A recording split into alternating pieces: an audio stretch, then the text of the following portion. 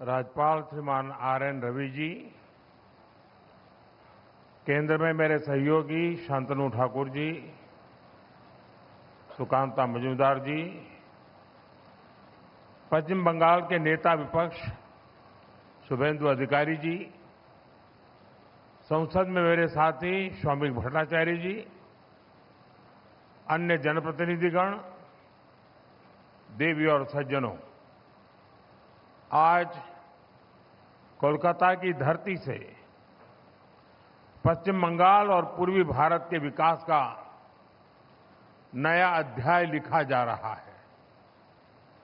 सड़क, रेलवे और port infrastructure, इनसे जुड़ी 18,000 करोड़ रुपए से अधिक 18,000 करोड़ रुपए से अधिक की परियोजनाओं का शिलान्यास और लोकार्पण हुआ है। ये प्रोजेक्ट्स पश्चिम बंगाल और पूर्वी भारत को नई रफ्तार देंगे।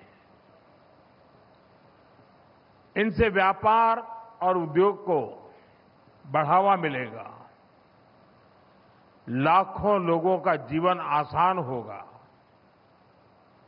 उन्हें नए अवसर मिलेंगे। खड़गपुर मोरेग्राम एक्सप्रेसवे के पूरा होने से पश्चिम बंगाल के अनेक हिस्सों में आर्थिक गतिविधियां तेज होगी। दुबराजपुर बाईपास, कंसावती, शिलावती नदियों पर बनने वाले बड़े पुल और इनसे भी कनेक्टिविटी बेहतर होगी। मैं इन परियोजनाओं के लिए पश्चिम बंगाल समेत पूरी पूर्वी भारत के लोगों को बहुत बहुत बधाई देता हूं। साथियों, आज देश में रेलवे को आधुनिक बनाने का तेज अभियान चल रहा है। हमारा ये संकल्प है कि पश्चिम बंगाल इस अभियान में पीछे न रहे। इसलिए केंद्र सरकार पश्चिम बंगाल के रेलवे इंफ्रास्ट्रक्चर का भी तेज विस्तार करने के लिए प्रयास कर रही है। आज कलाईकुंडा और कानीमोहली सेक्शन में ऑटोमेटिक ब्लॉक सिग्नलिंग प्रणाली को भी राष्ट्र को समर्पित किया गया है। इनसे व्यस्त रेल मार्ग की क्षमता बढ़ेगी, यात्रा सुरक्षित होगी, साथ ही यात्रियों के लिए स्पीड और सुविधा भी बढ़ेगी। साथियों, आज कामाख्या-गुड़ी, अनारा, तुमलुक, हल्दिया, बराभूम और सिवड़ी, इन 6 स्टेशनों का अमृत स्टेशन के तौर पर उद्घाटन हुआ है। हमारे बंगाल की महान संस्कृति की झलक अब इन स्टेशनों पर और भी निखर कर आ रही है। अभी यहां कई और स्टेशनों का भी पुनर्विकास किया जा रहा है। पुरुलिया और आनंद विहार टर्मिनल के बीच नई एक्सप्रेस ट्रेन सेवा को भी हरी झंडी दिखाई गई है। इस ट्रेन सेवा का लाभ पश्चिम बंगाल के साथ झारखंड, बिहार, उत्तर प्रदेश और दिल्ली के लोगों को भी मिलेगा। साथियों, सड़क और रेल कनेक्टिविटी जितनी महत्वपूर्ण है, उतनी ही अहम भूमिका पोर्ट और वाटर ट्रांसपोर्ट भी निभाते हैं।